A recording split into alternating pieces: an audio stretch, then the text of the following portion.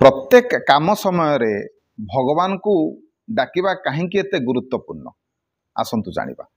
देखंतु जे कौनसी काम सहित आपण माने जड़ित थांतु जहा करू थांतु जदि भगवान को आपण माने स्मरण करते ताले निश्चिंत भाव रे जो कामटी करुथुबे ताहा निश्चिंत भाव रे दुर्लभ हो जाए। गाधोइबा समय रे जदि आपण माने भगवान को डाकंते ताहाले ताहा तीर्थ स्नान हो जिवो। खाइबा समय रे जदि आपण माने भगवान को डाकंते ताहाले से खाद्यटी आपणकर प्रसाद हो जिवो। चालिबा समय रे जदि आपण माने भगवान को डाकंते ताहाले ताहा तीर्थ यात्रा हो जिवो।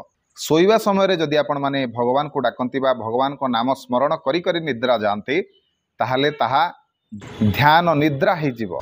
काम करिबा समय रे जदि आपण माने भगवानकर स्मरण करंती ताहाले ताहा कर्म भक्ति हो जिवो। सेहीपरि जदि घरे आपण माने भगवानकर निरंतर स्मरण करंती गुण कीर्तन करंती ताहले आपनको घर भी मंदिर सदृश हो घर मंदिर हो। तेणु एइथिपाई भगवान को नाम स्मरण बहुत गुरुत्वपूर्ण। वीडियो भल लगिले वीडियो को लाइक करंतु, शेयर करंतु, चैनल को सब्सक्राइब करंतु। रहिली जय जगन्नाथ, जय शिव शंभो।